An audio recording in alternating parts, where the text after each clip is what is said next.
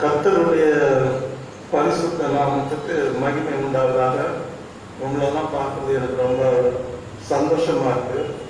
கர்த்தர் நமக்கு கொடுத்த இந்த புதிய மாதத்திற்காக நாம் ஆண்டவரை நன்றியோடு ஸ்தோத்தரிப்போம்.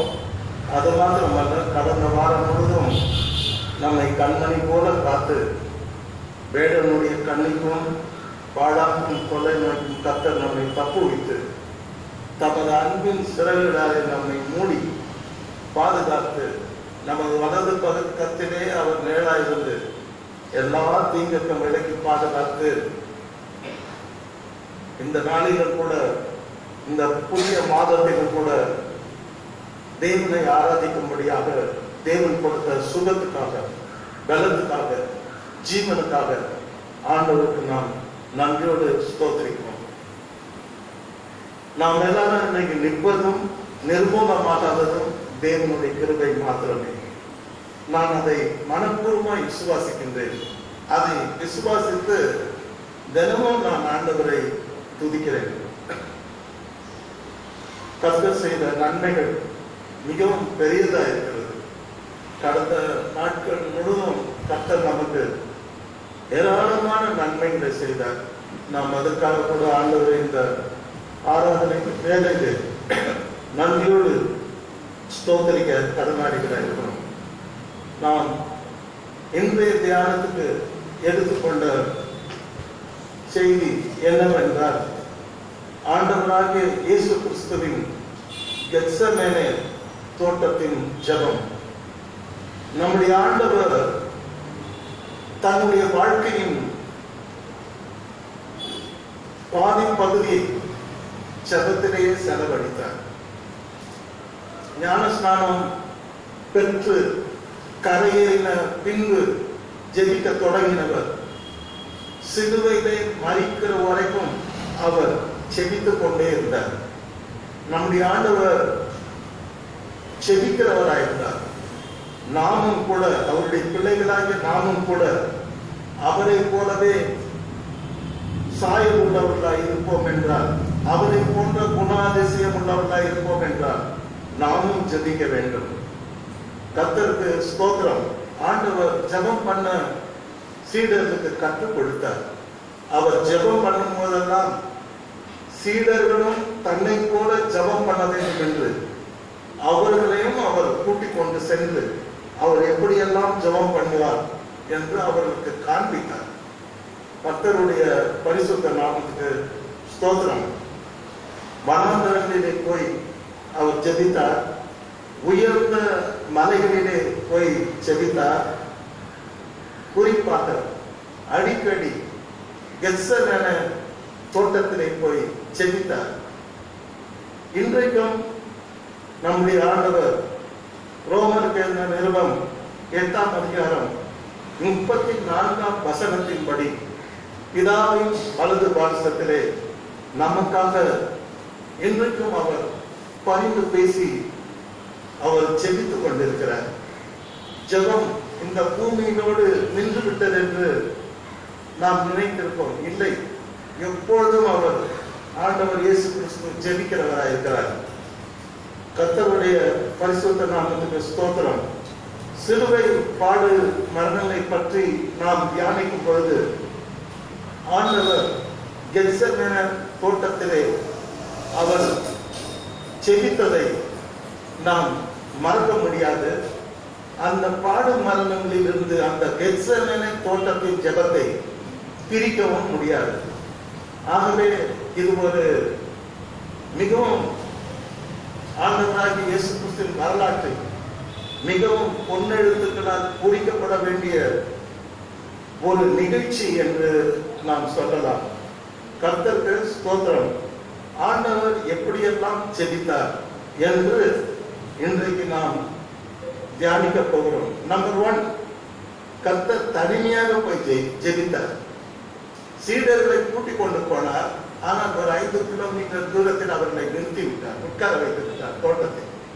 இவர் தனியே போய் ஜெபித்தார். 2வது, ஆண்டவர் முழங்கால் படியிட்டு ஜெபித்தார்.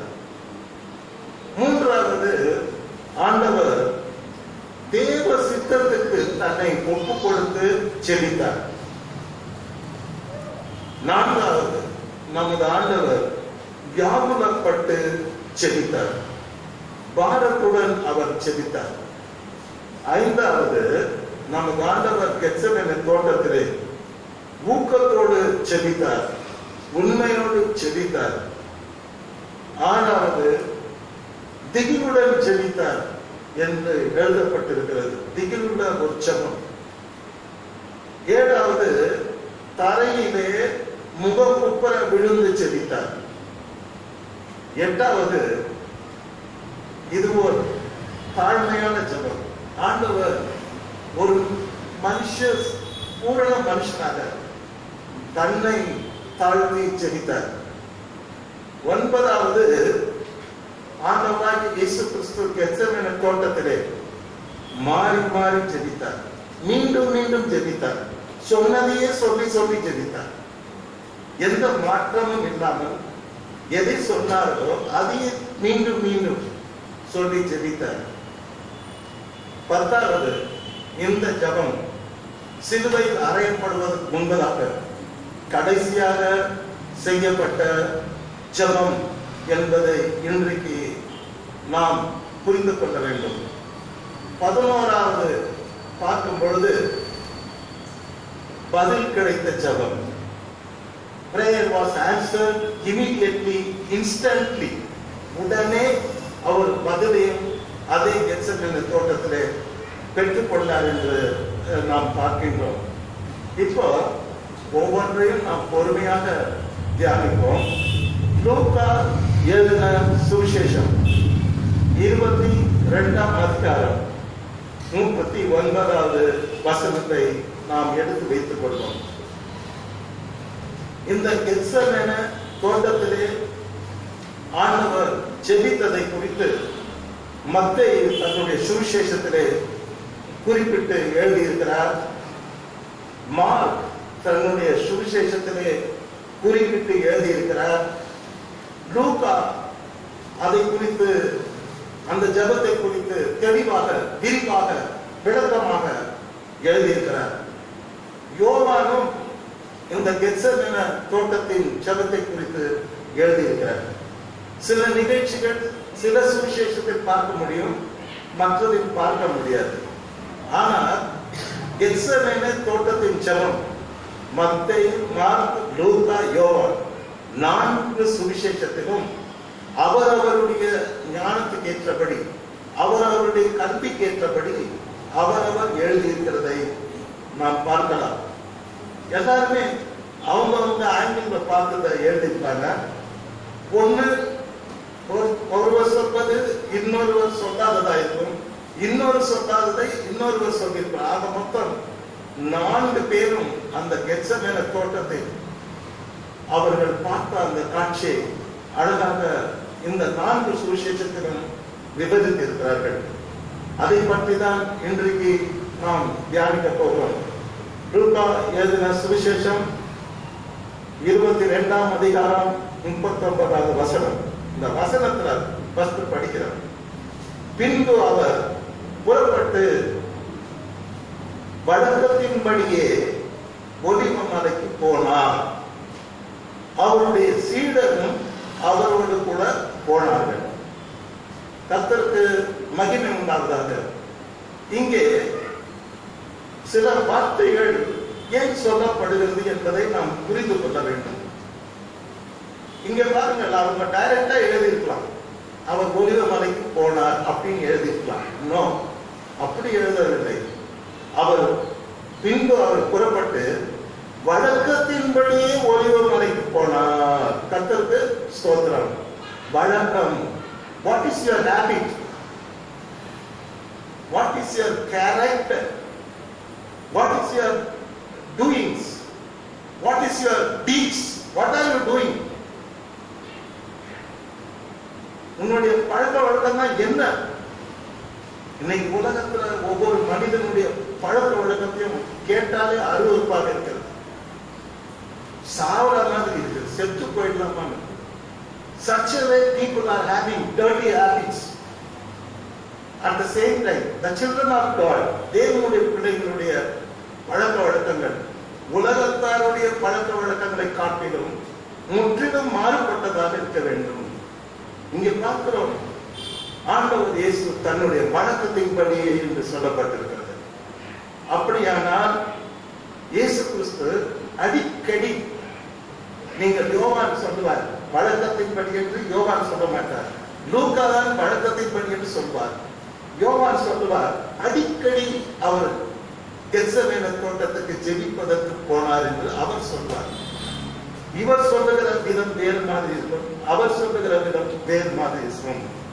இன்றைக்கு தாவீதை பார்த்தீர்களானால் பொருத்தனை பண்ணி ஜெபிக்கிற வழக்கம் உடையவர், தேவனை எல்லாவற்றுக்காகவும் துதிக்கிற வழக்கம் உடையவர், அதிகாலையில எழுந்து வேதத்தை தியானிக்கக்கூடிய வழக்கம் உடையவர். இப்படி வழக்கம் என்பதை நாம் சாதாரணமாக எடுத்துக்கொள்ள முடியாது.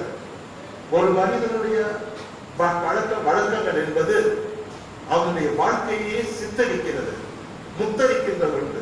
ஒரு சமயம் அவனுடைய வாழ்க்கை கவித்து கூட போட்டுவிடக்கூடிய ஒன்று, அவனை உயர்த்தக்கூடியதும் அவனுடைய பழக்கம்தான். ஆகவே கர்த்தருக்கு ஸ்தோத்திரம். ஆண்டவராகிய இயேசு கிறிஸ்து அடிக்கடி தன்னுடைய வழக்கத்தின்படியே என்ன போனார்? ஒலிவ மலைக்கு போனார். சில பேருக்கு உங்களுக்கு என்ன வழக்கம் இருக்கு? What is your habit? கோயில் பார்த்தே கசக்குதா? கோயில் பார்த்தே வலிக்குதா? செபிக்கிறதுக்கு மனசு இல்லையா? ஆண்டவர் பாருங்க, நாம் அவரை போல் ஜீவிக்கிறோம் என்று நாம் சொல்வோம் என்றால், ஜெபிக்கிற ஒவ்வொருவரும் உண்மையிலேயே அவரை போல ஜீவிக்கிறவர்கள். ஜெபிக்காதவர்கள் அவரை போல ஜீவிக்கிறவர்கள் அல்ல. ஆண்டவர் ஜெபித்தார், நானும் ஜெபிக்கிறேன். எனக்கும் ஒரு வழக்கம் இருக்குது, அனுதினமும் நான் என்ன பண்ணுகிறேன்? ஜெபிக்கிறேன். If you have a habit of praying, that shows you are a follower of Christ.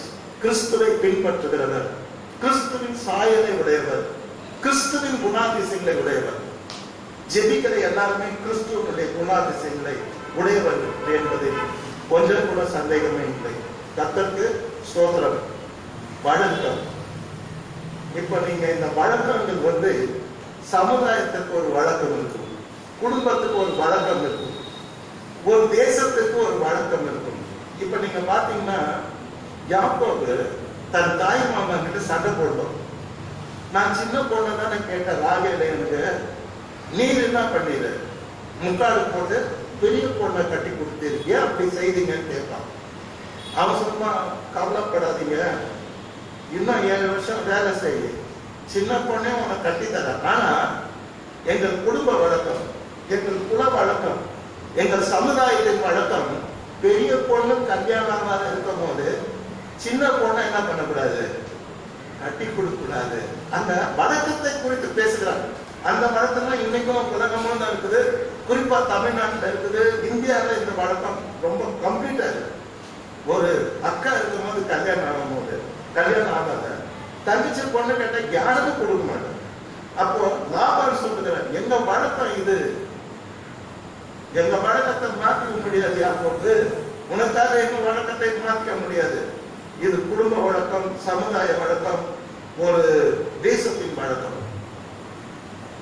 அடுத்தபடியாக பார்க்கிறோம், ஆண்டவர் இயேசு கிறிஸ்துவை விடுதலை ஆக்க வேண்டும் என்பது பிலாத்துவினுடைய ஆசை. ஆனா முடியல. ஏன்னா ஜனங்க எல்லாருமே இயேசு கிறிஸ்துவை விடுதலை ஆக்கினார், பிலாத்துவே அடிச்சு கொண்டுடுவாங்க, அவ்வளவு பெரிய இருக்கிறார்கள். அப்ப அவன் நைஸா ஜனங்க கிட்ட பேசுவான். என்ன பேசுவான்? எங்க ரோமன் கவர்மெண்ட்ல, ரோம அரசாங்கத்தில் ஒரு வழக்கம் இருக்கிறது. என்ன வழக்கம்? பஸ் ஸ்டாப் பண்டிகை வரும்போது பத்திரனாங்க, ஒரு கொலை குற்றவாளியா உங்களுக்கு என்ன பண்ணணும்? விடுதலை ஆக்குறோம். அப்ப 2 பேர் இருக்கிறாங்க விடுதலைக்கு ரெடியா. ஒண்ணு பரபாஸ், இன்னொன்னு இயேசு. எங்க கவர்மெண்ட் வழக்கப்படி விடுதலை ஆக்குறாங்க. உங்களுக்கு யாரு வேணும் கேட்பாங்க. ஜனங்களா என்ன கேட்பாங்க? பரபாசை விடுதலை ஆக்கும். எங்களுக்கு இயேசு மிஸ்டரி என்ன பண்ணணும்? சிலுவையில் ஆலயமும் கத்துனாங்கன்னு சொல்லி நாம பார்க்கணும். அப்போ அந்த படத்துக்கு ஒரு வழக்கத்தை குறித்து பேசப்படுகிறது. இப்ப நம்ம இந்த சப்ஜெக்டுக்குள்ள போக வேணாம். பட் எது ஒரு வழக்கம், இந்த கவர்மெண்டினுடைய வழக்கத்தை குறித்து எடுத்து பேசப்படுகிறது. ரோமன் கவர்மெண்ட் பஸ்கா பண்டிகை வந்தா ஜூஸ் எல்லாம் வந்து அடிமை. அவங்களுக்கு அவங்க என்ன செய்தாங்கன்னா ஒருத்தரை ரிலீஸ் பண்ணாங்க. அவங்க இனத்தை சேர்ந்த ஒருவரை கொலை குற்றவாளி ரிலீஸ் பண்ணாங்க. அவருடைய வழக்கமாக இருந்தது என்று நாம் பார்க்கிறோம். கர்த்தருடைய பரிசுத்த நாமத்துக்கு ஸ்தோத்திரம். அரசாங்கத்தின் வழக்கம், சமுதாயத்தின் வழக்கம், குடும்பத்தின் வழக்கம், தனிப்பட்ட மனிதனுடைய வழக்கம் என்று நாம் நிறைய பழக்க வழக்கங்களை நாம் பார்க்கலாம். எபேசியருக்கு எழுதின நிருபம் 2ஆம் அதிகாரம் 2ஆம் வசனத்தில் ஆண்டவராகிய இயேசு கிறிஸ்துவை ஏற்றுக்கொள்வதற்கு முன்பதாக நாம் எப்படி இருந்தோம் என்று அவர் சொல்லுகிறார். மாம்சமும் மனசும் விரும்பினை விட எல்லாம் செய்கிற வழக்கமுடையவர்களாக இருந்தோம். ஆமே. எப்போ ஆண்டவரை ஏற்றுவதற்கு முன்னால், கர்த்தருடைய பிள்ளையாக நாம் மாறுவதற்கு முன்பதாக நம்ம வழக்கம் என்ன? மனசு என்ன விரும்புதோ, மாம்சம் இந்த பாடி என்ன விரும்புதோ அதெல்லாம் செய்யும். ஆமாவா இல்லையா? But not now. இப்ப நீங்க தேவனுடைய பிள்ளைங்க, நிச்சயமா நீங்க ஒரு புது சிருஷ்டியா இருப்பீங்க. நிச்சயமா நீங்க மாற்றப்பட்டிருப்பீங்க. அவரு எபேசியர் எதை குறித்து பேசுகிறார் என்றால், நம்முடைய பழைய கால வாழ்க்கையை அந்த எபேசியருக்கு எடுத்து காட்டுகிறார். முற்காலத்தில் நீங்கள் மனசு என்ன விரும்புதோ அதை செய்தீங்க, இந்த மாம்சம் என்ன விரும்புதோ அதெல்லாம் செய்தீங்க. ஆனா இப்போ நீங்க என்ன பண்ணிட்டீங்க? புது சிருஷ்டியா அவருடைய சாயலை தரித்து கொண்டிருக்கிறீர்கள். இப்போ உங்க மனசும் மாம்சமும் விரும்புத நீங்க செய்யறது இல்ல. கேட்டீங்களா? பிசாசினுடைய சித்தத்தை அன்றைக்கு செய்தீர்கள், மாம்சத்தினுடைய சித்தத்தை செய்தீர்கள். மனசு விரும்பின உங்க மனசின் சித்தத்தை செய்தீர்கள். Not now. இப்போது நீங்கள் என்ன பண்ணுகிறீர்கள்? தேவ சித்தத்தை செய்கிறீர்கள். Now we are doing the will of God. Once upon a time we were doing the will of ourselves. நாம் என்ன விரும்புகிறோமோ அதான் தேவ சித்தம். இந்த மாம்சம் என்ன விரும்புது? குடிக்க விரும்புதா? ட்ரக் அடிக்ஷன் பண்ண விரும்புதா? வேசித்தனம் பண்ண விரும்புதா? ஓகே, அது என்ன விரும்புதோ அதெல்லாம் செஞ்சோம். அது ஒரு காலம். ஆனால் ஆண்டவருடைய பிள்ளைகளாக நாம் மாறின பிற்பாடு நாம் முற்றிலுமாக அவருடைய சாயலை தரித்துக் கொண்டு நம்முடைய சுவாபங்கள் எல்லாம் மாற்றப்படுகிறது. மாற்றப்பட்டவர்களை தாங்க சுட்டி காட்டுகிறார். Now you are a new creation. You are not like a before. உங்க சித்தத்தையோ சாத்தானுடைய சித்தத்தையோ உங்க மாம்சம் எல்லாம் விரும்புங்க செய்து அந்த காலம் முடிஞ்சு போச்சு. எப்போது நீங்கள் தேவனுடைய பிள்ளைகள். ஒரு காலத்துல சாத்தானுடைய ஆவி உங்களுக்குள்ள இருந்தது. அந்த ஆவி சொல்லி கொடுத்ததவா செய்வீங்க. தேவனுக்கு கீழ்ப்படியாமல் பிள்ளைகளாக நீங்கள் இருந்தீர்கள். That was once upon a time, not now. இப்ப தேவனுடைய ஆவிக்கு நீங்க என்ன பண்றீங்க? கீழ்ப்படுறீங்க. அங்க அவர் சொல்லும்போது முன்னே உங்கள் வழக்கத்தின்படி இந்த, அப்போ ஒரு தனி மனுஷனுக்கு கூட வழக்கம் இருக்குது. அது என்ன பண்ணுது? மனுஷன் மாம்சம் விரும்புந்தா கடவுள் சித்தம். இவனா எழுதிக்கிறான் பைபிள். என் மனசு விரும்புந்தா செய்வேன், என் மாம்ச விரும்புந்தா செய்வேன், என்னை யாரும் கேட்கக்கூடாது. That was a life. அப்ப நமக்குள்ள இருக்க ஆவி என்ன? கீழ்ப்படியாவின் ஆவி, சாஸ்திரனுடைய ஆவி. அந்த ஆவி சொல்றது. இப்ப புதிய ஆவி, புதிய இதயம், புதிய சிந்தை, புதிய ஆசை. கர்த்தர் நம்மை புது மனிதனாக மாற்றி இருக்கிறார். கர்த்தர் சொல்றார். இன்னொரு விஷயம், லூக்கா எழுதின சுவிசேஷம் 4ஆம் அதிகாரம் 16வது வசனத்திலே நாம் பார்க்கின்றோம். தாம் வளர்ந்த ஊராகிய நாசரேத்துக்கு அவர் வந்து, எங்க வர்றாரு? தாம் வளர்ந்த ஊர் நாசரேத்துக்கு அவர் வந்து தம்முடைய வழக்கத்தின்படியே ஓய்வு நாளில் ஜெப ஆலயத்திலே பிரவேசித்தார். என்ன மாதிரி நல்ல வழக்கம் பாருங்க. ஜெபிக்கிறதுக்கு கெத்செமனே தோட்டத்துக்கு போறார். இப்ப பார்த்தாக்கா சொந்த ஊருக்கு வர நாசரேத்துக்கு. அங்க வந்துதான் என்ன பண்றாருன்னா அழகா சொல்றது பைபிள் விளக்குது பாருங்க. ஒரு வழக்கத்தை தம்முடைய வழக்கத்தின்படியே according to his habit. அவருடைய வழக்கத்தின்படி அவர் ஓய்வு நாள்ல ஜெப ஆலயத்தில் பிரவேசித்து வாசிக்க எழுந்து நின்றார். ஞாயிற்றுக்கிழமை கத்தரிங்க இருப்பாரு, கட்டாயம் சர்ச்சில் இருக்காரு. அல்லேலூயா. ஞாயிற்றுக்கிழமை மாமா வீடு, அத்தை வீடு, அங்க போன இங்க போன ஏதோ மூச்சு விடக்கூடாது. பெரிய பாவம், பெரிய தவறு, பெரிய குற்றம். இன்னும் நீங்க ஏசாமியுடைய பழக்கம் உங்களுக்குள்ள இல்ல. கேட்டீங்களா? Sunday you have to be at the church. Sunday is not yours. Monday is yours. Tuesday is yours. Wednesday is yours. Thursday is yours. Friday is yours. Even Saturday is yours. All the 6 days yours. ஆனா ஓய்வு நாள் கர்த்தர் உயிர்த்த அந்த ஞாயிற்றுக்கிழமை உனக்கு சொந்தம் இல்லை. அன்னைக்கு நீ வந்து கர்த்தரை என்ன பண்ணணும்?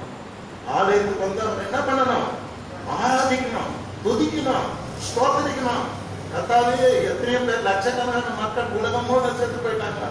பேண்டமிக் டிசீஸ்ல, COVID-19ல, கொரோனா வைரஸ்ல. Today I am alive. I am alive because it is your grace.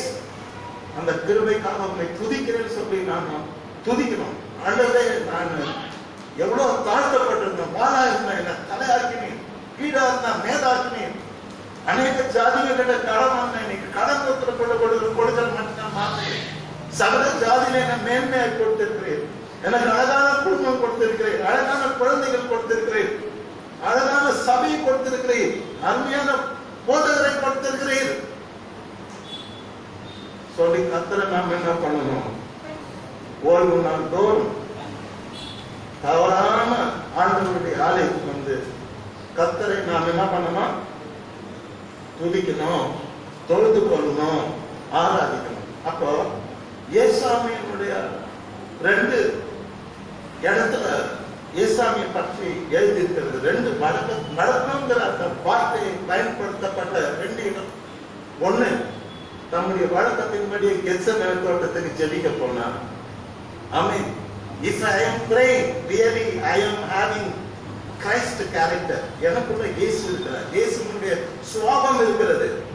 நான் இயேசுவின் சாயலை தரித்துக் கொண்டிருக்கிறேன். If I am daily praying, if not, I am not having his character. அவருடைய சுபாவம் எனக்குள்ள இல்லை, அவருடைய சாயல் எனக்குள்ள இல்லை. வாரம் சர்ச்சுக்கு தவறாம போனா அது அவருடைய வழக்கம். அந்த வழக்கம் நமக்குள்ள இருக்கும் போது நாம் அவரை போல என்ன பண்ணுகிறோம்? ஜீவிக்கிறோம். கர்த்தருடைய பரிசுத்த நாமத்துக்கு மகிமை உண்டாவதாக. கர்த்தருக்கு ஸ்தோத்திரம். இந்த வசனத்திலே நாம் படித்த பாடம், பின்பு அவர் புறப்பட்டு வழக்கத்தின்படியே எங்க போனார்? ஒலிவ மலைக்கு போனார். ஒலிவ மலை வந்து எத்தனையோ மலைகள் உலகம் முழுதும் இருக்கிறது. மலைகள் இல்லாத தேசங்களே இந்த உலகத்திலே கிடையாது. உலகத்திலே புகழ்பெற்ற உயரமான எவரெஸ்ட் சிகரம் என்று சொல்லப்படுகிற சிகரம் உள்ள மாபெரும் மலை நம்ம இந்தியாவிலே இருக்கிறது. ஆனால் இயேசு கிறிஸ்துவனுடைய வாழ்க்கை விட்டு பிரிக்க முடியாத ஒரு மலை இருக்கிறது. அதுதான் ஒலிவ மலை. கர்த்தருடைய பரிசுத்த நாமத்துக்கு ஸ்தோத்திரம். ஒலிவ மலை ஆண்டவராகிய இயேசு கிறிஸ்துவின் சரித்திரத்தில் ஒலிவ மலை மிக முக்கியமான பங்கு வகிக்கிறது. எருசலேமிலிருந்து ஒரு 1/2 கிலோமீட்டர் தூரத்தில் இந்த ஒலிவ மலை இருக்கிறது. இந்த ஒலிவ மலைக்கு முன்னால கெதரோன் என்று சொல்லப்படுகிற அழகான ஆறு ஒன்று ஓடிக்கொண்டிருக்கும். அந்த ஆறை பார்க்கறதுக்கே ரொம்ப அழகா இருக்கும். அந்த ஆற்றுக்கும் ஒலிவ மலைக்கும் கெத்செமனே தோட்டத்துக்கும் சின்ன இடைவெளி தான் இருக்கும். கர்த்தருக்கு ஸ்தோத்திரம். ஆண்டவராகிய இயேசு கிறிஸ்து அடிக்கடி இந்த ஒலிவ மலையிலே போய் செபித்தார். இந்த ஒலிவ மலை full of trees. நான் படிச்ச அதை பத்தி. ஒலிவ மலையில நிறைய ஒலிவ மரங்கள், வித்தியாசமான மரங்களா இருக்குமா, நிறைய பிரைவசி இருக்குமா, அங்க போனா தனியா அமைதியா இருக்கலாமா, calm place to meditate God என்று எழுதப்பட்டிருந்தது. அவ்வளோ பெரிய தோட்டம், அவ்வளோ அடர்த்தியான மரங்கள், அவ்வளோ பிரைவசியா இருக்கக்கூடிய பிளேசஸ் எல்லாம் அந்த கெத்செமனே தோட்டத்துல இருந்துதான். அதனாலதான் ஜீசஸ் அதை ரொம்ப நேசித்து அந்த இடத்தை அவர் ஜெபிக்கிறதுக்கு தெரிந்து கொண்டார். இதை பற்றி ஒலிவ மலையை பற்றி நாம் பழைய ஏற்பாட்டு புஸ்தகத்துல கூட நம்ம பார்க்கலாம்.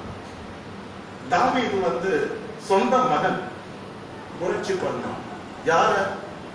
அப்பாவுடைய ஆட்சியை கவிழ்ப்பதற்கு யாரோ ஒருவர் புரட்சி பண்ணா பரவாயில்லை. அப்சலோம் என்கிற தன்னுடைய சொந்த மகன் புரட்சி பண்ணான். திடீர்னு அப்பா தோற்ற நிலைக்கு வந்துடுவார். தாவீது என்ன பண்ணுவாரு? அரண்மனையை விட்டுட்டு ஆட்சியை விட்டுட்டு என் உயிர் தப்பிச்சா போதும்னு சொல்லிட்டு முக்காடு போட்டுருந்தேன். அவனுக்கு தப்பி உயிர் பிழைத்தால் போதும் என்று ஓடுவார். ஓடும் பொழுது அவர் நேரம் என்ன பண்ணார் தெரியுங்களா?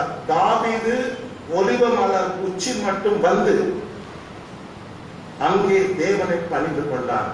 அவர் தப்பிச்சு வரும்போது நேரம் முக்காடு போட்டுன்னு காலில் சப்பல் கூட இல்லையா, பாதரட்சை கூட போட முடியாது. அந்த நேரத்துக்குள்ள அவர் தான் பிள்ளைய அவன் மாடல் பண்ணிருப்பான். இன்னைக்கு பெற்றோருக்கு விதமாக கலவு பண்ற பிள்ளைங்க எத்தனை பேர்? பெற்றோரையே சாகடிக்கிற சரித்திரம் எல்லாம் நான் நிறைய படித்திருக்கிறேன். எத்தனையோ செய்தியில பிள்ளைகள் பெற்றோரை கொலை செய்வதை, தகப்பனை கொலை செய்வதை, தாயை கொலை செய்வதை, தகப்பன் தாய்க்கு விரோதமாக சதி திட்டம் தீட்டுவதை நான் எத்தனையோ இதுல நான் படிச்சிருக்கேன். இந்த சதியை சந்தித்தவர் தான் தாவீது. ஆனா தாவீது தப்பித்துக் கொண்டு பாதரட்ச கூட போடாம முக்காடு போட்டு கண்ணீர் சிந்தி அழுது கொண்டு வழியெல்லாம் அழுதுட்டு போறார். He was crying, புலம்பிக் கொண்டே போகிறார், அழுது கொண்டே போகிறார், கண்ணீர் சிந்தி கொண்டே போகிறார். காரணம் யாரு? சொந்த மகன். அவன் பேர் என்ன? அப்சலோம். ஜம்முன அவங்க அப்பாவோட பர்சனாலிட்டி. நிறைய பேர் சனதி அவன் சைடு டர்ன் அப் பண்ணிட்டான். தாவீது பக்கமா இருந்த எல்லாரோடையும் இவன் ஞானமா பேசி ஜனங்களை இவன் பக்கமா மாத்தி அப்பாவுக்கு விதமா புரட்சி பண்ணி அவர் அழுதுகிட்டே கண்ணீர் செஞ்சு கொண்டு கடைசியா போய் ஒலிவ மலை உச்சியில போய் தொழுது கொண்டார். ஒலிவ மலையை குறித்து பழைய ஏற்பாட்டிலே தாவீதின் பேராகிய இயேசு கிறிஸ்துவனுடைய அந்த பாட்டு தாவீதை குறித்து பேசப்படுகிறது. அவர் அங்கே போய் தான் தொழுது கொண்டார். இப்போது ஆண்டவராக இயேசு கிறிஸ்துவும் இங்கேதான் வந்து செபிக்கிறார். கர்த்தருடைய பரிசுத்த நாமத்துக்கு ஸ்தோத்திரம். இந்த ஒலிவ மலையில் 4 சிகரங்கள் இருக்கிறதா. ஆண்டவராகி இயேசு கிறிஸ்து உயிர் தெழுந்த பிற்பாடு ஒரு சிகரத்தின் மேல் இருந்துதான் பரலோகத்துக்கு அவர் எடுத்துக்கொள்ளப்பட்டார். புரியுதுங்களா? அவர் ஒரு மலையை குறிப்பார். நீங்க அங்க எல்லாரும் வந்துடுங்க, நான் பரலோகத்துக்கு போறேன் அப்படின்னார். அப்ப 4 சிகரத்துல ஒரு சிகரத்துல போய் ஆண்டவர் நிற்பார். சீடர்கள் வருவார்கள். வானத்திலிருந்து மேகங்கள் வந்து அவரை எடுத்துக்கொண்டு போயிடும். ஆகவே வேதத்தில் கூறப்பட்டுள்ள சில விசேஷ இடங்களில் ஒன்று ஒலிவ மலையில் தான் இருக்கிறது. ஒலிவ மலைதான் என்பதை இன்றைக்கு நீங்கள் புரிந்து கொள்ள வேண்டும். ஆண்டவராகிய இயேசு கிறிஸ்து திருச்சபை எடுத்துக்கொள்ளப்பட்ட பிற்பாடு 7 வருஷம் நடுவானிலே திருச்சபை இருக்கும். கர்த்தர் திருச்சபை மக்களை சந்திப்பார், அவர்களோடு கூட பேசுவார், அவர்களை விசாரிப்பார், எல்லாம் பண்ணுவார். பிற்பாடு 7 வருஷம் கழிச்சு பூமிக்கு வருவார். வரும்போது அவருடைய பாதம் ஒலிவ மலையில படுமா. அந்த ஒலிவ மலையில அவருடைய பாதம் படும்போது அந்த ஒலிவ மலை அப்படியே 2 உடஞ்சி பாதி வடது பக்கம் பாதி தென் பக்கமா அப்படியே உடஞ்சி பிரிச்சு போகணும். அவர் காலை வச்சதுமே பிற்பாடு 1000 வருஷம் அரசாட்சி இந்த பூமியில நடக்குது. கர்த்தர் ஸ்தோத்திரம். அதுக்கெல்லாம் போனா நமக்கு நேரம் இல்லை. ஆனால் நாம் கெத்செமனே தோட்டத்தை பற்றி இப்பொழுது நாம் படிப்போம். கெத்செமனே அப்படின்னா என்ன? உங்களுக்கு யாருக்குன்னா அர்த்தம் தெரியுமா? அதுக்கு அர்த்தம் நான் படிச்சேன். Oil press. ஆயில் பிரஸ்னா என்ன? ஒன்றும் இல்லை, செக்கு. நான் ரொம்ப சின்ன பையனா இருக்கும்போது முதல்ல வீடு இருந்தது என்னன்னா வருஷவாக்கம். எங்க அப்பா பாஸ்டர் இல்லாம வருஷவாக்கம் இருந்த வீடு. அங்க பார்த்தா எண்ணெய் செக்கு இருக்கும். நான் சின்ன பையன் 10 வயசு பையன். நான் ஞாபகம் எள்ளெல்லாம் கொட்டி வச்சிருப்பான், வேறு கடலெல்லாம் கொட்டி வச்சிருப்பான், தேங்காய்லாம் காய வச்சிருப்பான். அங்கேயே அதை ஆட்டுவான். செக்கு பார்த்து அங்க போய் எண்ணெய் வாங்கி வருவோம் வீட்டுக்கு. எங்களால வீட்டுக்கு என்ன வாங்கி வரலாம், எண்ணெயும் கடலையும் தேங்காயும் நாங்க வீட்டுக்கு செக்கு மீன்ஸ்னா அப்படியே பீழ்ச்சி எடுக்கிற ஒரு இடம். இந்த பேருக்கு ஏற்ற மாதிரி தான் ஆண்டவர் இயேசு கிறிஸ்து தன்னுடைய தேர்வை ரத்தத்தின் பெருந்துளிகளாக சிந்துற அளவுக்கு அவருடைய ஜபம் அங்கே அமைந்திருந்தது. ஆக்சுவலி இது இயேசு சுவாமி தேர்வை ரத்தத்தின் பெருந்துளிகளாக அழுத்தி அவர் ரத்தத்தெல்லாம் வெளியே ஊற்ற வைத்த ஒரு இடம். ஆகவே இந்த கெத்செமனே தோட்டம் ஆயில் செக் மாதிரி தான் இருக்கிறது.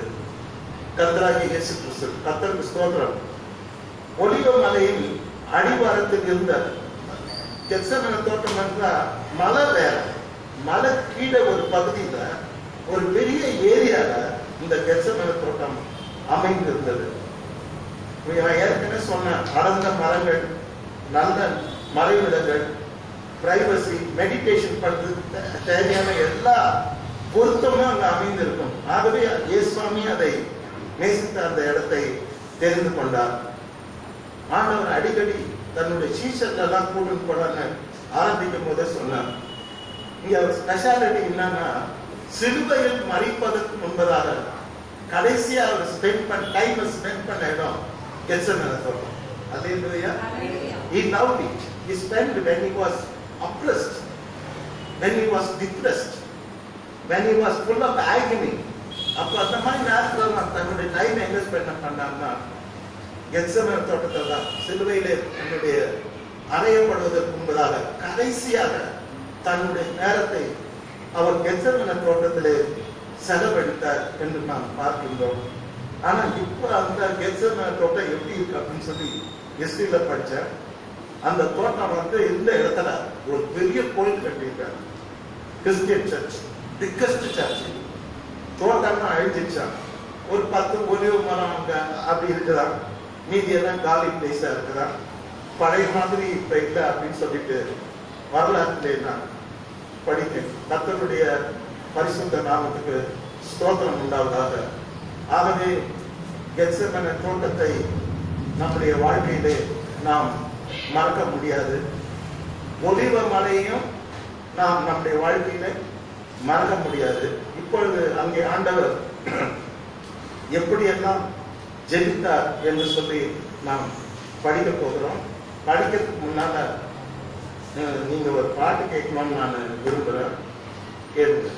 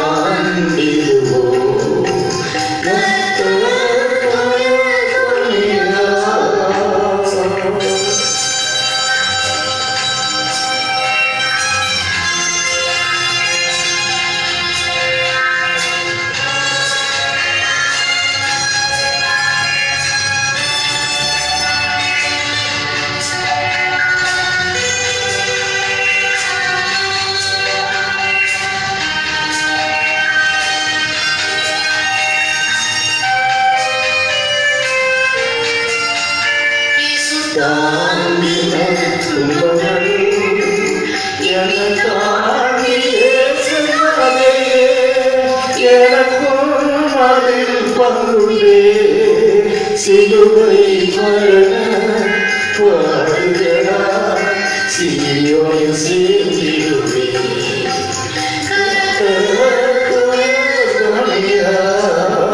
கவலை முகம் கவிழ்ந்தே இவர் சோழ தோட்டத்திலே இதயம் நம்பி செழித்தார் இவர் சோழ தோட்டத்திலே இதயம் நம்பி செழித்தார். எனக்கு ரொம்ப பிடிச்ச பாட்டு உயிரை விடுவேன். நான் சில பாட்டுலாம் எனக்கு வந்து ஹிட்டா நான் நினைச்சிருக்கேன். அதுல ஒன் ஆஃப் த சாங் வந்து இந்த பாட்டு. எத்தனையோ பாட்டு இருக்கு அவருடைய சிலுவை பாடல் மரணங்களை பற்றி. கெத்செமனே தோட்டத்திலே ஆண்டவர் பாடுபட்டதை குறித்து நிறைய பாடல்கள் இருக்கிறது. ஆனா என்ன ரொம்ப அட்ராக்ட் பண்ணுது இந்த பாட்டு. இந்த பாட்டு நான் என்னைக்கும் மறக்காம பாடி ரசிப்பேன். வாக்கிங் போன நேற்று ஃபுல்லா இந்த பாட்டை நான் 40 நிமிஷம் நடந்தேன் ஸ்டேடியத்துல. 40 மணி நேரம் அவர் இத பாட்டை போட்டு ரிப்பீட்டா கேட்டுட்டே இருந்தார். ஆனா கூட எனக்கு திகட்டுல இன்னும் கேட்கணும் போல தோணுது. ஏன்னா ஆண்டவர் இதையும் நொறுங்கி ஜெபித்தார். வை நமக்காக மனுஷனா வந்த அந்த ஆண்டவர் எப்படி ஜெபிக்கிறார்? இதையும் நொறுங்கி ஜெபித்தார். இதையும் என்னைக்காவது நாம் நொறுங்கி ஜெபித்திருக்கிறோமா? சிந்து பார்க்க வேண்டும். இப்பொழுது என்ன படிக்க போறோம்னா, இயேசு சுவாமி 11 விதமாக ஜெபித்தார். 11 விதம், 1-2 மெத்தட் இல்ல. நம்பர் 1, தனியா போய் ஜெபிச்சார். கர்த்தருடைய பரிசுத்த நாமத்துக்கு ஸ்தோத்திரம். ஆண்டவர் தனி ஜெபம் பண்ணணும், ரொம்ப ரொம்ப முக்கியம். அவர் பெரிய பிரச்சனையை நாளைக்கு சந்திக்க போகிறார். பெரிய ஒரு பெர்ஃபார்மன்ஸ் ஆண்டவர் பண்ண போகிறார். அப்போ அதுக்கு என்ன பண்ணணும்? ஜெபிக்கிறார். கடைசி நேரம், சிலுவையில் அறையப்படுவதற்கு நேரம் நெருங்கி விட்டது. What shall I do? Tomorrow I am going to be crucified. It is a crucial, பயங்கரமான ஒரு நேரம். What shall I do? அப்போ அவர் தெரிஞ்சு கொண்டதுதான் பிரேயர். கெத்செமனே தோட்டம், ஒலிவ மலையில இருக்கிற அந்த கெத்செமனே தோட்டத்தை நான் என் பிதாவோடு கூட நான் போராடி செய்வேன். அவரை நான் நோக்கி பார்ப்பேன். நாளை சிலுவை பாடும் மரணத்துக்கு தேவையான அவருடைய கிருபை, அவருடைய வல்லமை, அவருடைய அபிஷேகத்தை, அவருடைய ஆலோசனைகளை நான் அங்கு போய் பெற்றுக் கொள்வேன் என்று ஆண்டவர் போய் தனியாக ஜெபித்தார். கர்த்தருக்கு ஸ்தோத்திரம். தனி ஜெபம் ஒவ்வொரு கிறிஸ்தவனுடைய வாழ்க்கையிலையும் இருக்க வேண்டும். ஆண்டவர் அங்கேதான் ஒரு உன்னதமான போதனையை சொன்னார். அந்த போதனை என்ன? 1 மணி நேரமாவது நீங்கள் விழித்திருக்க கூடாதா? சோதனைக்கு உட்படாதபடி விழித்திருந்து என்ன பண்ணுங்க? ஜெபம் பண்ணுங்க. வைனா ஏன் எல்லாம் பண்றோம்ல, எல்லாம் பண்றோம். அப்ப வலிக்கல இடுப்பு, அப்போ வலிக்கல முழங்காது, அப்போ தெரியல நேரம் போறது, ஆனா ஜெபிக்கணும்னா நமக்கு ரொம்ப கஷ்டமா ஃபீல் பண்ணும். It is totally wrong. இது மிகவும் தவறான ஒரு விஷயம். நமக்கு வியாபுலங்கள் வரும்போது, பிரச்சனைகள் வரும்போது, பாடுகள் வரும்போது, பெரிய பெரிய காரியத்தை நாம் ஃபேஸ் பண்ணும் பொழுது, the only way to overcome prayer. நேரம் போய் ஆண்டவர் ஜெபிக்கிறார், தனியா ஜெபிக்கிறார். கர்த்தருடைய பரிசுத்த நாமத்துக்கு ஸ்தோத்திரம். மோசே 70 மூப்பரை கூட்டுக்கிட்டு, ஆசாரியன் ஆரோனை கூட்டுட்டு அவன் சீனாய் மலைக்கு போவான். கர்த்தர் கூப்பிடுவார்.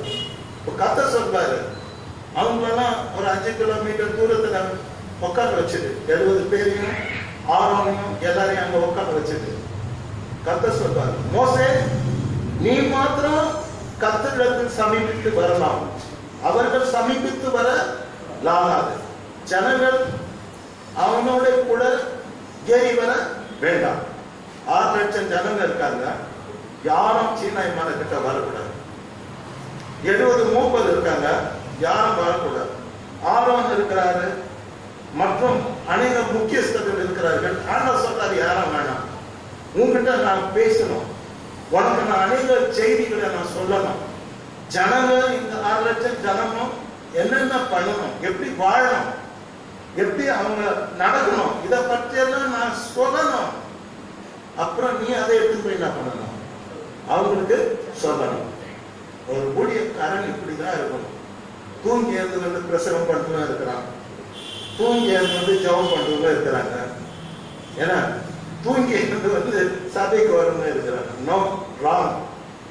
கர்த்தர் பாருங்க, கர்த்தர்கிட்ட போய் உபவாசம் பண்ணி குசியாம குடியாம தான் 10 கட்டிலேயே மோசிப்பாங்க. அது இல்லாம நிறைய செய்திகளை அவர் ஜனங்களுக்கு அவர் ஆண்டவர் கிட்ட போய் வாங்கி வந்தார். எப்ப அவருக்கு இந்த செய்தி எல்லாம் கிடைச்சது? when he was left alone with God. எப்போது அவர் தேவனோடு தனியா இருந்தாரோ அப்பதான் தேவன் கம்ஃபர்டபுளா அவர் கூட என்ன பண்ணாரு, பேசினார். ஜனங்களுக்கு சொல்ல வேண்டியதெல்லாம் இதெல்லாம் போய் சொல்லுன்னு சொல்லி கொடுத்தார். அநேக காரியங்களை பேசினார். இந்த உலகத்தையே அவர் எப்படி சிருஷ்டித்தார்னு யார் சொல்லி கொடுத்தது? கர்த்தர் சொன்னார் மோசேக்கு, தனியா கூட்டு போய் சொல்லி கொடுத்தாரு.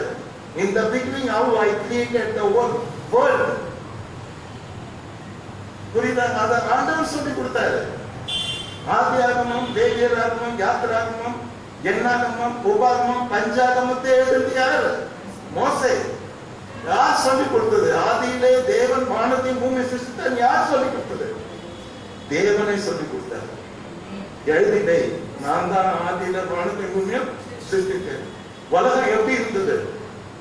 இருண்டு போயிருந்தது. எங்கும் தண்ணினால் அழிக்கப்பட்டிருந்தது. பூமியை காணப்படாது. There was darkness. I said there shall be light. There was light. Who taught that God was created the whole universe? Who taught? God himself taught to Moses. அவர் அதை கேட்டு எழுதி வச்சிருந்தாங்க ஆதியாகமம். கர்த்தருடைய பரிசுத்த நாமத்துக்கு ஸ்தோத்திரம். ஏன்னா தனியா கர்த்தர்கிட்ட போய் உறவாடுகிற மக்களோடு தேவன் தன்னுடைய செய்தியை கொடுப்பார். தேவன் அவர்களோடு கூட முகமுகமா என்ன பண்ணுவாரு, பேசுவார். நம்ம போன பிரசனத்தில் படிச்சோம், யாப்போக்கு என்ற ஆற்றை தன் குடும்பத்தை எல்லாரையும் கடக்க செய்துட்டு ஒரு ராத்திரி எல்லாம் போராடி தனியா without anybody else தனியா போராடி ஜெபிச்சுதான் வெளியில தேவன் யாக்கோபை இஸ்ரவேலாக ஆசீர்வதித்தார். Because he was left alone with God. God is speaking to Moses because he was left alone with God. தேவனோட தனியா போகும்போதுதான் நாம் தேவனை வார்த்தை கேட்க முடியும், தேவனுடைய செய்தி கேட்க முடியும். தேவன் நம்மோடு கூட இடைப்படுவார். எவ்வளவு நாளைக்கு குடும்பத்திலே சுத்த போறீங்க? How long you are going to office? How long you are going to family? How long புருஷன்? How long பொண்டாட்டி? எவ்வளவு நாளைக்கு பிள்ளைங்க? அவங்க எல்லாம் நம்ம கூடதான் இருக்கிறாங்க, நம்ம கூடதான் வாழ்வாங்க. இதெல்லாம் வாழ்க்கை. கொஞ்சம் மேல நிமிந்து பார்க்கணும். அல்லேலூயா. Look at God. இதெல்லாம் பார்த்தீங்கன்னா நீங்க முழுகி போயிடுவீங்க. அவரை பார்க்கும்போது இதெல்லாம் கூட எழுப்பி பிரகாசிக்கும். உங்க தேவைதான். நீங்க பைபிள்ல என்ன படிக்கிறீங்க? ஏனோக்கு தேவனோட சஞ்சரித்தார். ஆனா அதே சமயத்துல குமாரனையும் குமாரத்தையும் அது ஒரு பக்கம் நடந்துதான் பாருங்க, அழகா எழுதிருக்கு பைபிள்ல. குமாரனையும் குமாரத்தையும் ஒரு பக்கம் நடக்குது. பிரியாணி சாப்பிடுறாரு, எல்லாம் பண்றாரு. But at the same time, he was living with God. He was walking with God. He was talking with God. At last, he was taken up. வெளிப்படையா தெரியல. ஆனா உங்க மனம் இன்னைக்கு பைத்தியமா இருக்கு. பிஜேபிக்கு போங்க, வந்தா போக வேண்டியதான். ஆனா அதையே பார்த்துருக்க முடியாது. அதை பார்த்துட்டா வாழ முடியும். இன்னைக்கு நாம எப்பவுமே இந்த பைபிள்ல ஒரு வசனம் படிச்சோம். இன்மைக்காக மாத்திரம் நாம் தேவனை நம்புவோமானால், விசுவாசிப்போமானால், நம்மளை போல பரிந்துரைக்கப்பட்டவங்க யாருமே கிடையாது. எப்பவுமே கீழே பார்க்கணும், எல்லாத்தையும் பார்க்கணும். மெயினா நம்ம மேலையும் பார்க்கணும். கர்த்தருடைய பரிசுத்த நாமத்துக்கு ஸ்தோத்திரம். நீங்க எரேமியாவுடைய வாழ்க்கை வரலாற்றை நீங்க படிச்சு பார்த்தீங்கன்னா ரொம்ப கஷ்டப்பட்டார். அவர் ஊழியத்துல அவர் கிணத்துல பாடங்கத்துல தூக்கி போட்டாங்க தீர்க்க தரிசனம் சொன்னதுக்காக, கண்ணத்துல அறிஞ்சாங்க தீர்க்க தரிசனம் சொன்னதுக்காக. ஆனா கடைசி வரைக்கும் அவர் பின்வாண்டார். நான் பரியாசக்காரர்களோடு கூட்டத்தில் உட்கார்ந்ததில்லை. யார் சொல்றது? எரேமியா. இன்னைக்கு எல்லாருக்கும் அதான் பிடிக்கும். கேலி, கிண்டது, பரியாசம், கூத்து, டான்ஸு, பாட்டு, கச்சேரி, இன்னும் கச்சேரி என்ன தெரியல.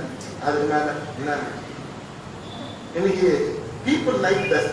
இது மாதிரி பீப்புள் இன்னைக்கு என்ன தெரியுமா? பொழுது போகணும், பார்ட்டிக்கு போகணும், என்ன டான்ஸ் ஆடணும். கிறிஸ்தவம் வந்து ஐடி கம்பெனியில அங்கதான் எல்லாம் ஆடுவோம். குடி, டான்ஸு, கூத்து, என்ன எல்லாம் குடி கும்மி அடிக்குது. கல்யாணம் ஆகிறதுக்கு முன்னாடியே ஹஸ்பண்ட் அண்ட் ஒய்ஃப் கூட வாழுது. இது என்னங்க? இது தேவனுடைய ராஜ்யம். இங்க அதெல்லாம் நடக்காது. அல்லேலூயா. இது தேவனுடைய ராஜ்யம். It's a totally different. The kingdom of God. இது பேர் தான் தேவனுடைய ராஜ்யம். அதாவது இந்த திருச்சபை பேர் தேவனுடைய ராஜ்யம். என் பார்க்க சொல்றேன், நான் பரியாசக்காரர்களுடைய கூட்டத்தில் உட்கார்ந்தது இல்லை. உமது கரத்து நிமித்தம் தனித்து உட்கார்ந்தேன். சவிப்பினால் என்னை நிரப்பினேன். எரேமியா சொன்னார், ஆத்துமா பாரத்தான நறுந்து சொன்னார். என் தலை தண்ணீரும் அழிந்து போகிற ஆத்மாக்களுக்காக என் கண்கள் கண்ணீர் ஊற்றுமானால் நலமா இருக்கும். ஆத்மாக்களுக்காக நான் செத்தா கூட நலமா இருக்கும் பவுல் சொன்னார். ஆனா இவரு இதோட அட்வான்ஸ். என் தலை தண்ணீரும் என் கண்கள் கண்ணீர் ஊற்றுமானால் நலமா. எப்படியாவது ஆத்மாக்கள் ரட்சிக்கப்பட வேண்டும். எப்படியாவது ஆத்மாக்கள் மீட்கப்பட வேண்டும். இருளிலே இருக்கிற ஜனங்கள் லட்சத்துக்கு வர வேண்டும். For that cause நான் அழுவணும். என் கண்ணது தனியா ஊற்று பெருக்கு எடுத்து வரணும்னு சொல்லிட்டு எரேமியா சொல்வார். கர்த்தருக்கு ஸ்தோத்திரம். தானியேலுடைய வாழ்க்கை வரலாறு படிச்சு பார்க்கும்போது அவர் வரப்போகிற நாட்களிலே நடக்க போகிற அநேக தரிசனங்களை கடவுள் அவர் காட்டினார். எப்போ? தனியா போயிருக்கும்போது. நான் தனித்து விடப்பட்டேன் என்று சொல்வார். அந்த தரிசனத்தை பார்த்து நான் தலைவீனம் அடிச்சுட்டேன். அந்த தரிசனத்தை பார்த்து பயந்து போயிட்டேன். கர்த்தரை பார்த்து நான் கீழே முகமுறை விழுந்துட்டேன். என்னால நிக்க கூட முடியல. ஆமா, தனியா இருந்தாதான் கர்த்தர் வருவார். அல்லேலூயா. நீ கூட்டத்துல கும்பல்ல கும்மி அடிக்கிற வரைக்கும் கர்த்தர் கூட வரவே மாட்டார். உன்னை பார்க்கவே மாட்டார். உன்னை சந்திக்கவே மாட்டார். உன் மூலமா ஒருத்தர் கூட ஒரு ஆசீர்வாதமா இருக்க மாட்டார். ஆனா when you go alone with God, then people will see God. உன்னிலிருந்து மக்கள் தேவனை பார்ப்பாங்க. உன் வார்த்தை தேவனுடைய வார்த்தையாக, உன் வார்த்தை ரட்சிக்கிற வார்த்தையாக, ஆதரவு அளிக்கிற வார்த்தையாக, சமாதானம் அளிக்கிற வார்த்தையாக, உயிர்ப்பிக்கிற வார்த்தையாக, மனிதனை மாற்றுகிற வார்த்தையாக உன் வார்த்தை இருக்கும். கர்த்தருடைய பரிசுத்த நாமத்துக்கு ஸ்தோத்திரம். நாம அடுத்து போனோம். கடைசியாக ஒருவரை சொல்லி முடிக்க நான் விரும்புகிறேன். Left along with God. கடைசியாக பேதுருவை பார்க்கிறோம். பேதுரு ஜூ. ஆனா அவருடைய எண்ணம் என்ன தெரியுங்களா? ஜென்டைல்ஸ்க்கெல்லாம் ரட்சிப்பு கிடையாது, இயேசு சொந்தக்காரர் கிடையாது. இப்படி ஒரு எண்ணம். பரிசுத்தாவியை பெற்ற பிற்பாடு அவர் பெரிய பெரிய அவர் நடத்தப்பட்ட ஆயிரக்கணக்கான மக்கள் சுகமடைந்தார்கள். அவர் தேவனுக்கு என்ற பெரிய காரியங்களை செய்தார். ஆனா கூட அவர் உள்ளத்துல ஒரு பிராட் மைண்ட் இல்லை. இயேசு யூதருக்கே சொந்தம் அப்படின்னு நினைச்சிட்டு இருந்தார். அப்ப தனியா 6ஆம் மணி நேரத்துல ஜெபிக்கிறதுக்கு மேல் வீட்டுக்கு போவார். அப்ப கர்த்தர் தரிசனம் கொடுப்பார். உங்களுக்கு அந்த தரிசனம் எல்லாம் தெரியும். அதை ரிப்பீட் பண்ணா எனக்கு நேரம் போயிடும். தரிசனத்துல பார்க்கும் போது அடித்து குசிங்க, ஐயோ இது அசுத்தமாச்சேன்னு. நாங்க யூதர் குசிக்க மாட்டோம். நோ நோ நோ அப்படி சொல்லக்கூடாது. கர்த்தர் பரிசுத்தமாக்கினதை நீ என்ன பண்ணக்கூடாது. ஆகவே ரட்சிப்பு புறஜாதிகளுக்கும் சொந்தம் என்ற ஒரு செய்தி புரியாம இருக்கிற அந்த பேதருக்கு புரிய வைக்கிறதுக்காக அவன் தனித்து ஜெபம் பண்ணும் போது ஆண்டவர் அவனோடு இடைப்பட்டார். நமக்கு புரியாத அநேக காரியங்களை புரிய வைக்கிறது. நேரம் எதுனா நாம் ஜெபிக்கும் போது கர்த்தர் புரிய வச்சிருந்தார். கர்த்தருடைய பரிசுத்த நாமத்துக்கு ஸ்தோத்திரம். தனியா வாங்க. ஏசாமி கூப்பிட்டார், தனியா வா. மோசையை கூப்பிட்டார், தனியா வா. யாக்கோபு தானே தனியா போயிட்டார். மோசையை ஸ்பெஷலா கூப்பிட்டார். மோசை calling special calling. So many things he has revealed. நிறைய காரியங்கள் வெளிப்படுத்தினதுக்கு காரணமே தனியா கூப்பிட்டு போயிட்டா வெளிப்படுத்துறாங்க. இன்னைக்கு கர்த்தர் உங்களெல்லாம் தனியா கூப்பிடுறாரு. வருவீங்களா? வருவீங்களா? Praise the Lord. தனியா போய் ஜெபம் பண்ணுங்க. குடும்ப ஜெபம் வேற, திருச்சபையில கூடி ஜெபிக்கிறது வேற, பப்ளிக்ல ஜெபிக்கிறது வேற. ஆனா தனியா ஜெபிக்கிறது பாருங்க, அங்கதான் நீங்க தேவனை நீங்க பார்க்கலாம். You can see God. You are in Peniel. There is God. God is very nearby you. God will do greater things for you when you go alone. ஆகவே இன்னைக்கு தனி ஜெபம் ஒவ்வொரு விசுவாசிகளுடைய வாழ்க்கையில் இருக்கணும். அட்லீஸ்ட் 1 மணி நேரம் தினமும். அல்லேலூயா. கர்த்தருக்கு ஸ்தோத்திரம். 1 மணி நேரம் செபிக்கிறவர்களை ஆண்டவர் இன்றைக்கு தேடுகிறார். God is ஸ்தோத்திரம். ஆண்டவர் என்ன படித்து ஜெபிக்கிறாரு?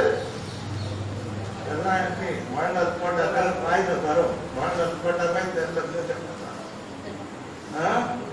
என்ன போட்டு ஜெபித்தாரு? எங்க இருக்குது?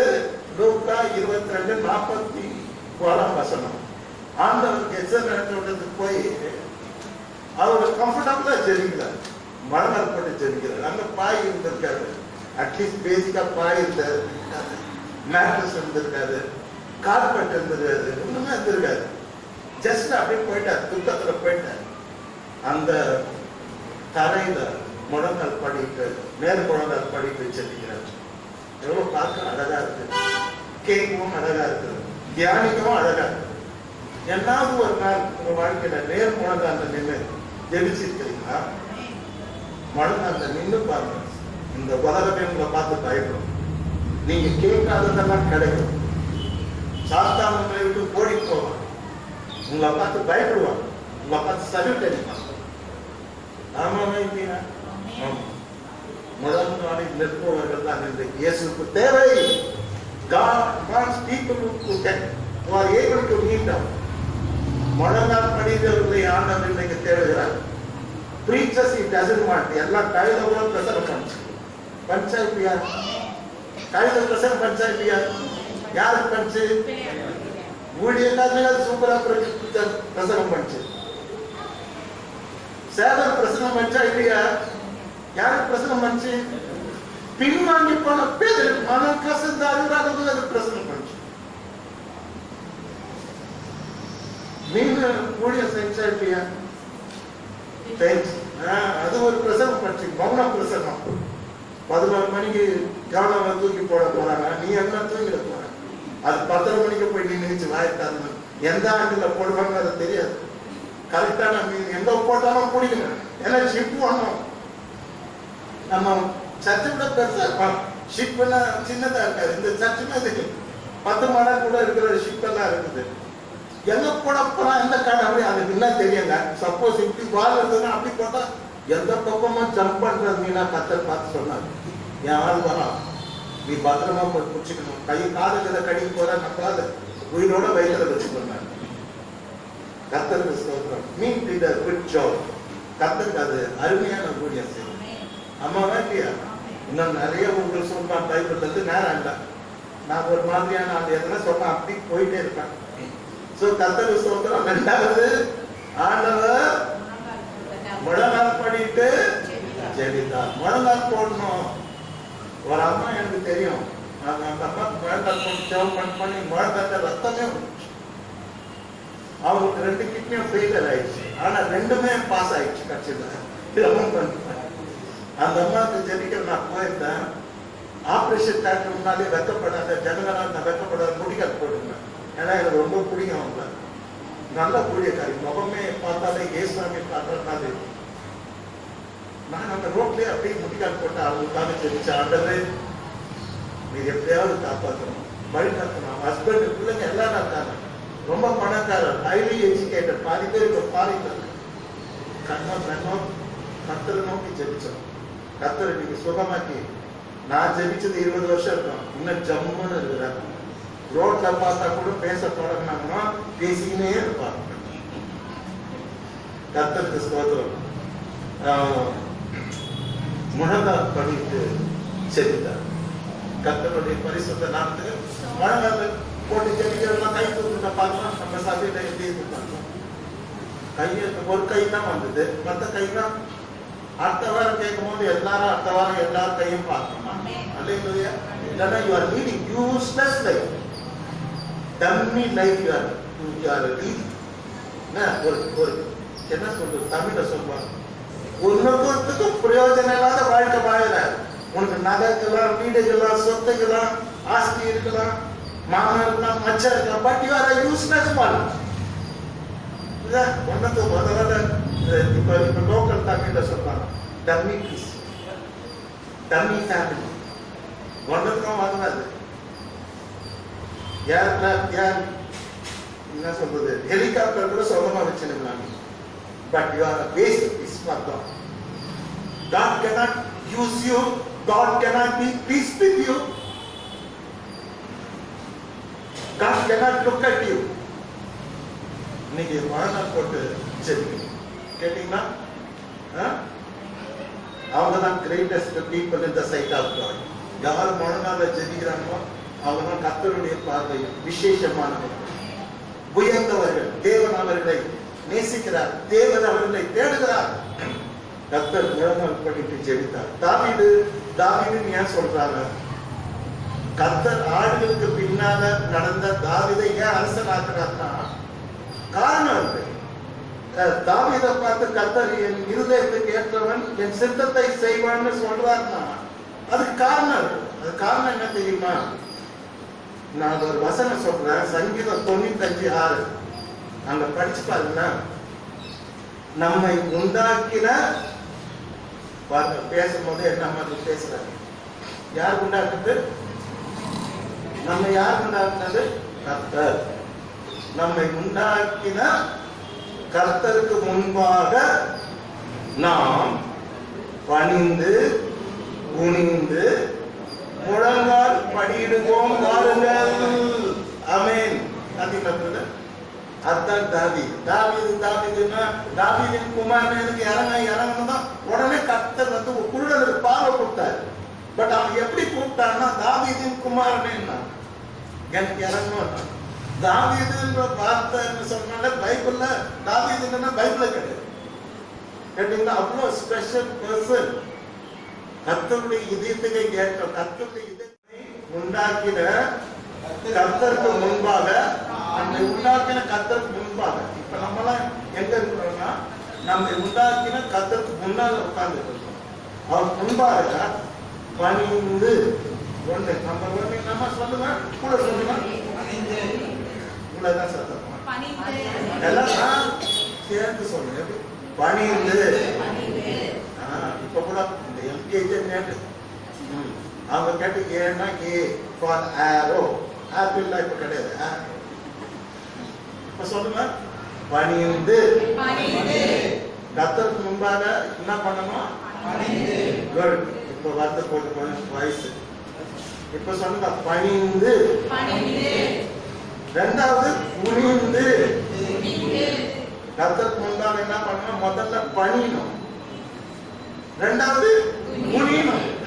அங்க போய் இப்படிலாம் நிக்க கூடாது. சோல்ஜர் மாதிரி கர்த்தர் துரத்தி விட்டுடுவாரு. ரெண்டு பேரும் துரத்தி விட்டார் கர்த்தர். ஞாபகம் இருக்கா? ஆதாம் ஏவாளும் ஏதேன் தோட்டத்தை விட்டு என்ன பண்ணாரு? ஏதோ கர்த்தர் துரத்தினாருன்றது எப்போ என்னால நம்ப முடியுது. ஏன்னா God was so loved. God so loved the world. Such a God. ரெண்டு பேரும் என்ன பண்ணாரு? கேட்டா துரத்தி விடுறாரு. ஏன்? கீழ்ப்படியில சாத்தான் நம்பினாங்க, சாத்தான் பார்த்து கேட்டாங்க, சாத்தானுடைய சித்தத்தை செய்தாங்க. Therefore கர்த்தர் என்ன பண்ணாரு? துரத்தி விட்டார். கேட்டா என் மூஞ்சில முடிக்காது, என்னை பார்க்காதீங்க, இனிமே உள்ள வரக்கூடாது. திருப்பி வராதபடி சுடரொளி பட்டையை வச்சாங்க. அந்த பட்டை அது அர்த்தம் என்ன தெரியுமா? பட்டையை வந்து சுத்திக்கினே இருக்கும், யாரும் இருக்காது. பட்டையை மாத்திரம் சுத்தம், யாருக்கும் வேணா வெட்டிடும். திருப்பி உள்ள வரக்கூடாது. அல்லேலூயா. கர்த்தர் துரத்தி விட்டார். பணிந்து. அப்புறம் இப்பதான் வார்த்தை நல்லா சொல்லியா? கத்து நான் சொல்றபடி சொல்லணும்.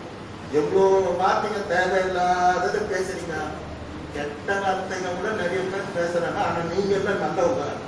இந்த நல்ல வார்த்தை தான் சொன்னீங்கன்னா நல்லது. முதல்ல சொல்லுங்க, நம்மை உண்டாக்கின, நல்லா சத்தமா சொல்லு, நம்மை உண்டாக்கின, சத்தமா நம்மை உண்டாக்கின,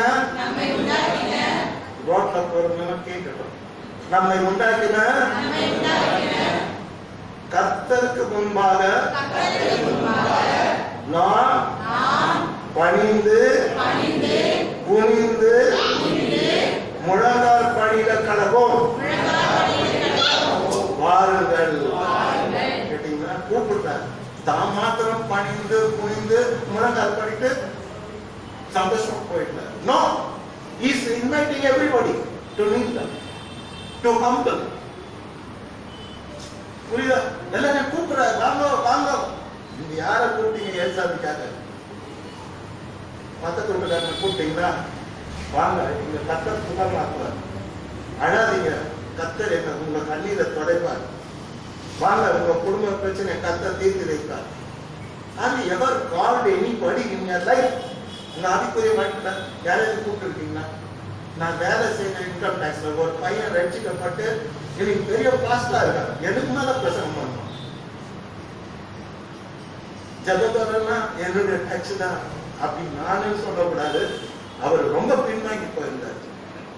அந்த நேரத்தில் அவரை குடிச்சு ஜபம் பண்ண வச்சு கூப்பிடுவோம். கடைசியில் பார்த்தா ட்ரெமெண்டஸ் மினிஸ்டர். இன்னைக்கு தமிழ்நாட்டில் அவரை தெரியாதுன்னு கிடையாது, நியூயார்க்கு அவரை தெரியுது. கர்த்தருடைய பரிசுத்த நாமத்துக்கு ஸ்தோத்திரம்.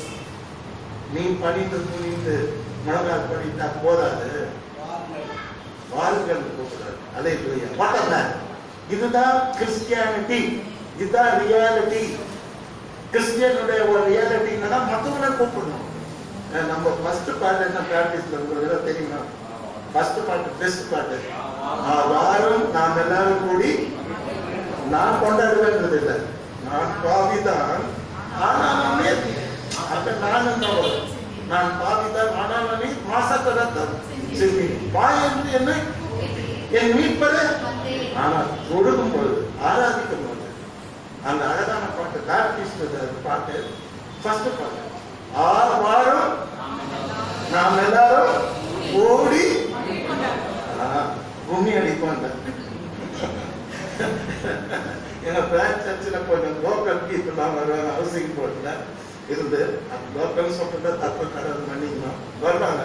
ஒரு நாள் கேட்டாங்க, ஆனா ரொம்ப படிச்சவங்க, எம்எஸ்சி கெமிஸ்ட்ரி. அவங்க கேட்டா சின்ன பொண்ணு 20 ஏமா யாரும் வரல, போங்க பாஸ்டர் அத்தை வீட்டுல கல்யாணமா எல்லாம் போயிட்டாருங்க கூடி கும்மி அடிக்கிறதுக்கு, நான் ஒண்டிதான் சபைக்கு வந்தேன். ரொம்ப சந்தோஷமா. இன்னைக்கு கர்த்தருடைய பரிசுத்த நாமத்துக்கு ஸ்தோத்திரம். நம்ம எல்லாரையும் கூப்பிடும். வாரம் அதுதான் கிறிஸ்தவனும் எல்லாரையும் கூப்பிடுவான். ஏசாமி எல்லாரையும் கூப்பிடுவாரு. வருத்தப்பட்டு பாரம் சுமக்கிறவர்களே நீங்கள் எல்லாரும் என்னிடத்தில் come unto me, I will give you rest. கூப்பிடுறதா கிறிஸ்டியானிட்டினால மற்றவங்களை கூப்பிடுறதா. புரியுதா? பூமியின் எல்லையில் உள்ளவர்களே நீங்கள் என்னை நோக்கி வாருங்கள், அப்பொழுது நீங்கள் ரட்சிக்கப்படுவீர்கள். வாரும் நாம் எல்லாரும் கூடி மகிழ் கொண்டாடம் கூட விட்டுருந்தேன். வாரம் நாம் எல்லாரும் கூடி எல்லாரையும் கூட்டணும். முதல் வேலை ஒரு கர்த்தருடைய பிள்ளை வேலை, எல்லாரையும் கூட்டணும். நீங்க செல்ஃபே உங்க வீட்டுல எல்லாரையும் கூப்பிட்டு ஜெபம் பண்ணுங்க, கர்த்தருக்கு இயேசு. சும்மா இருக்காதீங்க. உங்க வீட்டுல எல்லாரையும் கூப்பிட்டு ஒரு வெள்ளிக்கிழமை ஜெபம் பண்ணுங்க, 2 வசனத்தை சொல்லுங்க. வீட்டை அப்படியே வெறுமையா வச்சிருக்காதீங்க. உங்க வீட்டு ஜெப வீடாக மாறணும். அநேக கர்த்தர் அங்க அற்புதம் செய்வார். கர்த்தர் ஸ்தோத்திரம். கர்த்தருடைய பரிசுத்த நாமத்துக்கு மகிமை உண்டாவதாக. கடைசியாக ஆண்டவர் தேவ சித்தத்துக்கு ஒப்பு கொடுத்து ஜெபித்தார். என்னம்மா ஆண்டவரை இப்ப என்ன பண்றதுமா, நம்ம சித்தம் நிறைவேறணும். நான் நினைச்சதான் நடத்தணும்.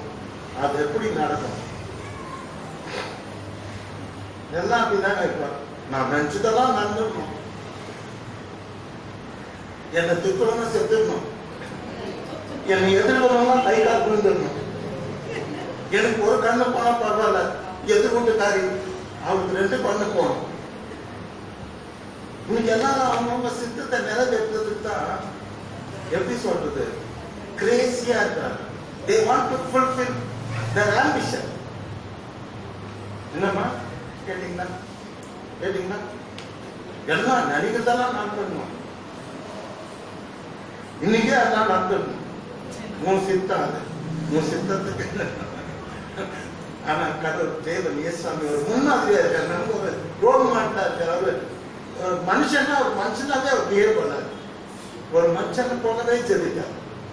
தேவ சித்தத்துக்கு ஆண்டவரே ஆகிலும் என்னுடைய சித்தத்தின்படி அல்ல, உங்களுடைய சித்தத்தின்படி எனக்கு எனக்கு எனக்கு எனக்கு எனக்கு யார் போயிட்டார்? ஆகிலும் என்னுடைய சித்தம், என்னுடைய சாதாரண மனுஷன் மாதிரி பேசுறாரு. ஏன்னா உண்மையா மனுஷன் ஆயிட்டாரு. மனுஷனாய் பாடுபட்டாதான் ரட்சிப்பு. அப்ப அவர் மனுஷனுக்கு பதிலா மனுஷன் ஆயிட்டாரு. என்ன சொல்றாரு?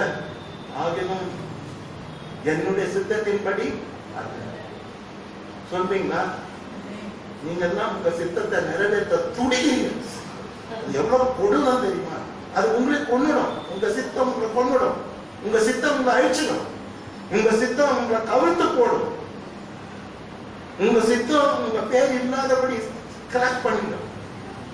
ஆனா தேவ சித்தம் நிறைவேறப்படுது. நம்ம முகங்களை தேவன் பிரகாசிக்க செய்யணும். அதே நம்ம வாழ்க்கையில ஆண்டவருடைய சித்தத்துக்கு இடம் கொடுக்கறதே கிடையாது. என் வாழ்க்கையில எது நடக்கிறாங்கன்னா பிரதர், நான் என்ன நினைச்சுக்கோ தெரியுமா? தோக்குறதா நினைக்க மாட்டேன். கடவுளுக்கு சித்தம் இல்லைன்னு நினைக்கிறேன். ஆமே நான் நினைக்கிறேன் ஒண்ணு கிரேட் பெரிய காத்து நடக்கல, அதுக்கு நான் அழுக மாட்டேன். அது என்ன நினைப்பேன்னா தேவ சித்தம் இல்லை, அதனாலதான் என் வாழ்க்கையில அது நடக்கல. ஏதாவது நான் நடக்குதுன்னா நான் என்ன நினைச்சுக்கலாம், கடவுள் சித்தம் அதான் நடக்குது. புரியுதா? சண்டை போடக்கூடாது.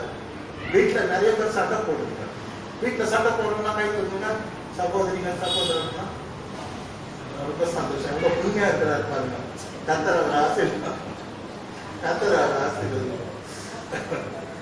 இன்னைக்கு நம்ம ஃபைட் பண்ணி பேஸ்ட். புரியுதா? சில பேர் சொன்னாங்க, நான் என் வீட்டுக்கு போனேன், போயா இந்த வீடாவது நிம்மதியா இருப்பான், அதுலையாவது ஒழிஞ்சிட்டு போ, மூட்டை கட்டிக்கிட்டு போ. நாங்களே கார் வச்சாங்க, கோலா கார், ரொம்ப சீப்பஸ்ட். நிறைய பேருக்கு ப்ராப்ளம் இதுதான்.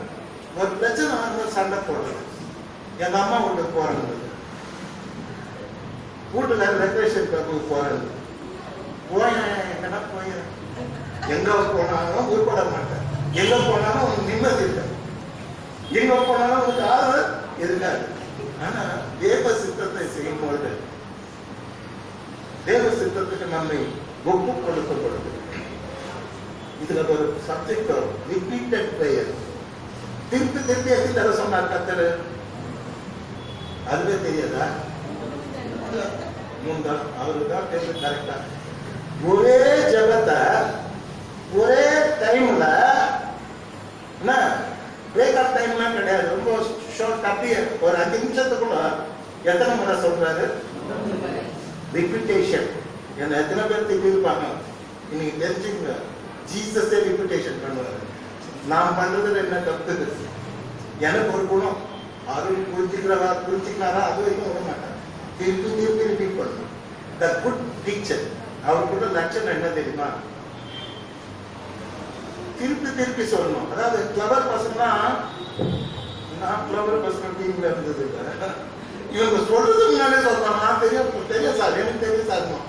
இப்போ எங்களுக்கு புரிஞ்சே இருக்காது, எங்க 3 தடவை சொன்னதான் புரியுது. த கிளவர் டீச்சர், த கிளவர் ப்ரொஃபஸர், கிளவர் லெக்சரர் என்ன பண்ணுவாங்க? ரிப்பீட் பண்றாங்க, திருப்பி திருப்பி சொல்றாங்க. மாணவனுக்கு புரிந்ததா? என்ன நிறைய பேர் கேட்பீங்க, நான் ரொம்ப நம்புறேன். ஏன்னு கேட்டீங்கன்னா, நான் ரொம்ப ரிப்பீட்டேஷன் பண்ணுவேன். கோபம் கூட பட்டிருப்பீங்க. என்ன பண்றது?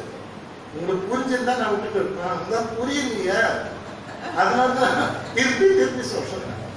உங்க வாழ்க்கைய, உங்க தனிப்பட்ட வாழ்க்கைய, குடும்ப வாழ்க்கைய, எதிர்கால வாழ்க்கைய, உங்க பிள்ளைகளுக்கு அடுத்த வாழ்க்கைய, எல்லாவற்றையும் நாம் தேவ சித்தத்துக்கு ஒப்பு கொடுத்து என்ன பண்ணணும்? செபிக்கணும். ஏன் சுவாமி ரிப்பீட் பண்ணி கேட்டார். ஆகிலும் எனக்கு ஒரு ஆசை இருக்குது சுவாமி, இந்த பாத்திரம் என்னை விட்டு நீங்க கூடுமானால் நீங்கும்படி செய்யும். ஆகிலும் என்னுடைய சித்தத்தின்படி, அந்த உங்களுடைய சித்தத்தின்படி எனக்கு அப்படி சொல்லி பாருங்களா, அப்படி வாழ்ந்து பாருங்க. உங்க வாழ்க்கை அவ்வளவு ஆசீர்வாதமா. கர்த்தருக்கு ஸ்தோத்திரம். டைம் ஆயிடுச்சு. இதையும் நான் பிற்பாடு நம்ம தியானிக்கணும். ஆனா லைனா சொல்லிக்கிறோம்.